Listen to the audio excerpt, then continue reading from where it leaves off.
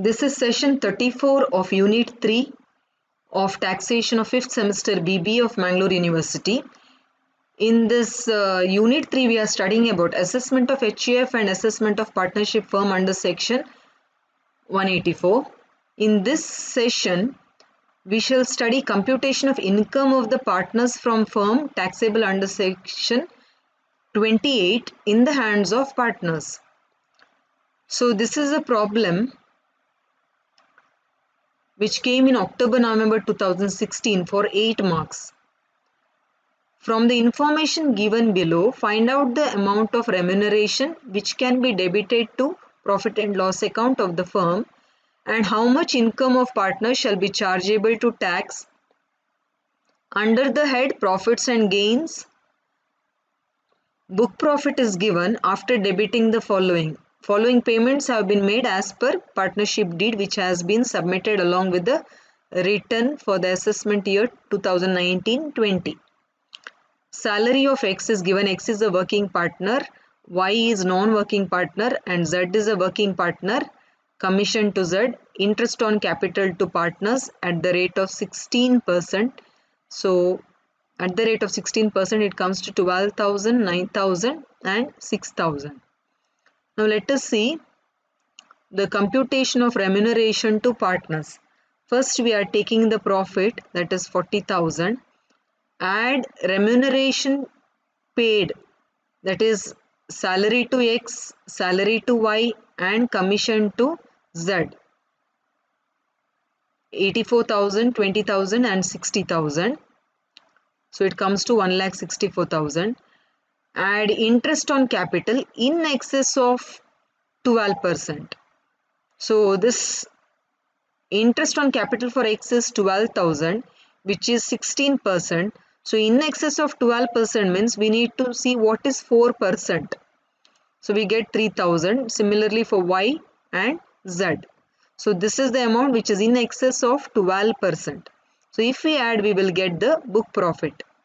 Now from the book profit, we need to deduct remuneration paid to working partners. Least of the following. One is actual remuneration or second is statutory limit. Actual remuneration to working partners, only X and Z are the working partners. So salary to X 84,000 and commission to Z 60,000. Therefore actual remuneration comes to 1,44,000. Or statutory limit is 90% of book profit up to 3 lakh rupees. Now here the book profit is 2,10,750. So 90% of 2,10,750 comes to 1,89,675 or 1,50,000, whichever is more. So 1,89,675.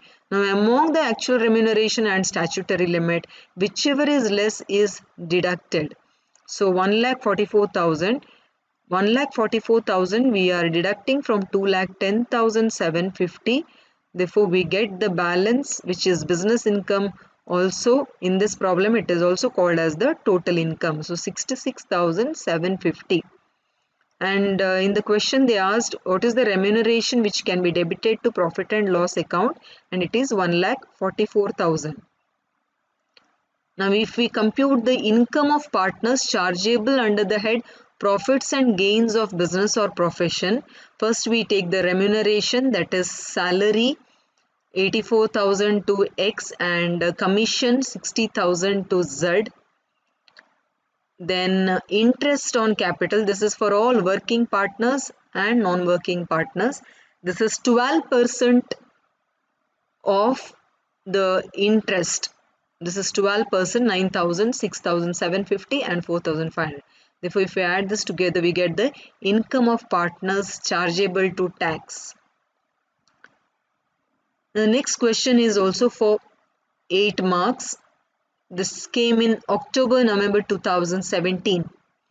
James and Brown are equal working partners in a firm which showed a net loss of rupees 20,000 for the year after providing for the following. Interest on capital, it is 20%.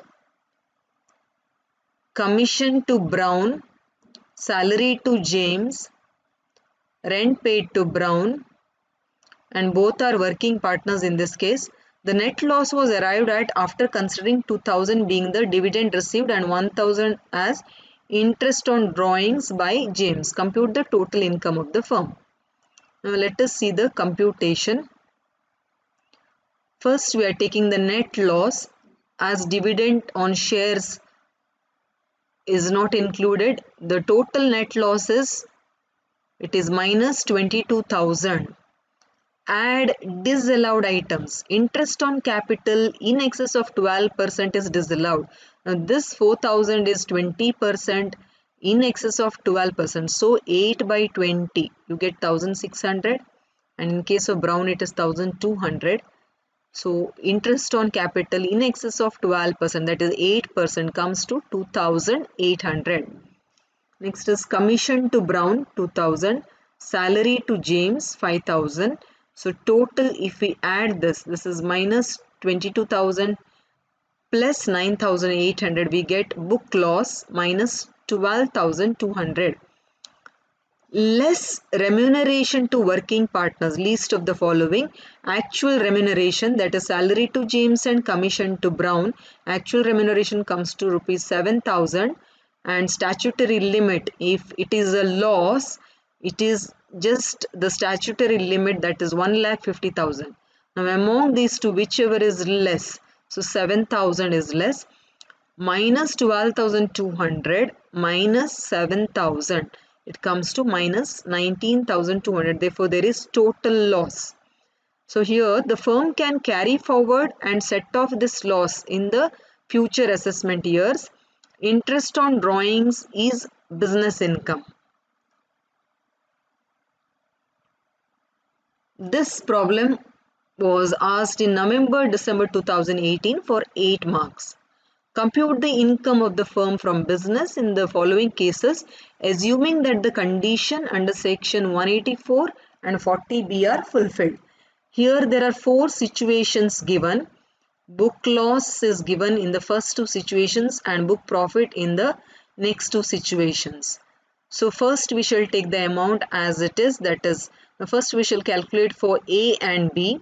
Book loss, it is minus 1,80,000 and minus 3,50,000. Less remuneration to working partners. In the first case it is 2 lakh, in the second case it is 50,000. So actual remuneration is 2 lakh and 50,000. Statutory limit, as both the situations are of loss, it is 1,50,000. Now 2 lakh or 1,50,000, whichever is less. So 1,50,000. 50,000 or 1,50,000, whichever is less, it is 50,000. Therefore, minus 1,80,000 minus 1,50,000, it comes to income of the firm, but there is loss for the firm, minus 3,30,000. In the situation B, minus 3,50,000 minus 50,000, so it comes to minus 4 lakh. Now coming to the other case, that is C and D. Computation of income of the firm, we had book profit and the book profit is 3 lakh. In case of D, it is 6 lakh. Less remuneration to working partners, least of the following. First is actual remuneration. Actual remuneration given in the question, you can see here, it is 1 lakh and 5,50,000. So actual remuneration is 1 lakh and 5,50,000, or statutory limit. Statutory limit is 90% of 3 lakh. So 90% of 3 lakh or 1,50,000. So 90% of 3 lakh comes to 2,70,000. So this is more than 1,50,000. We are writing it here. And in situation D, the book profit is 6 lakh. So on the first 3 lakh rupees, it is 90% of first 3 lakh, and on the balance 3 lakh, it is 60% of the balance. So this total comes to 4,50,000. So 4,50,000 or 1,50,000, whichever is more, 4,50,000 is more. Now we have to compare actual remuneration and the statutory limit, whichever is less.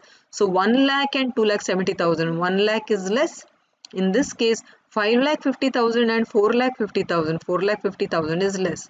Therefore, book profit minus remuneration, that is 3 lakh minus 1 lakh, there is income of the firm, that is 2 lakh. In case of D, book profit is 6 lakh minus remuneration 4 lakh 50,000. Therefore, the income of the firm is 1 lakh 50,000.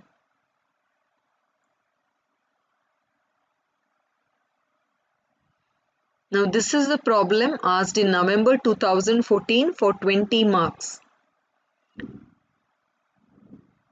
A, B, C are equal partners in a firm of which C is a sleeping partner. The profit and loss account of the firm is given below. Profit and loss account is given here and additional information is given. We are required to compute the total income of the firm and share of each partner from the firm. So in this case, first we are required to compute the book profit and business income. We take the net profit as per the profit and loss account, add all the disallowed items which are not connected to the business. Then we have to deduct expenses which are not fully allowed, which may appear also in the adjustments, less items which are treated separately, which are given on the credit side of the profit and loss account, like income from other sources like house property, income from other sources like this, and less bad debts recovered previously disallowed. If we do all these adjustments, we will arrive at book profit. And from book profit, we have to deduct the remuneration to working partners, the same method as we saw in the 8-mark problems. So from the book profit, if we deduct the remuneration, we will arrive at business income. Now in this problem, there are income from other sources also. Therefore, now we need to compute the total income. While computing the total income, we will take income from house property. So this is the calculation related to the house property, which we have also studied in case of individual or HUF. It is the similar way. Then we will add business income, capital gains, then bank interest, which is income from other sources. We add all this item and we arrive at gross total income. From gross total income, we are allowing deductions under section 80, whichever are applicable under this for the partnership firm. So here there is donations 80G, as this is 50% on 5,000. This is without limit item. If you deduct, you will get total income. Now total income is 90,250. Share in firm's income. This total income, on the total income we are charging the tax at the rate of 30%. It comes to 27,075. Add health and education cess on the tax at the rate of 4%. Therefore, the tax payable is 28,158. If we deduct from the total income, we will arrive at distributable income. Now, this income is distributed among the partners. So here there are 3 partners and equally they share the profits. So 62,092 rupees is divided into 3 parts and we get each partner share as 20,697, which is exempt under section 10 subsection 2A. Now next is we have to compute the income taxable in the hands of the partners. Here we consider remuneration only to the working partners, that is salary, bonus, commission only to the working partners, and interest on capital at the rate of 12%. So in excess is not considered till 12%. Interest on capital at the rate of 12% is considered for all the partners, working and non-working, and the total amount is the income from partners, which is taxable under section 28. So we can see the similar problems solved here. You can refer to the study material.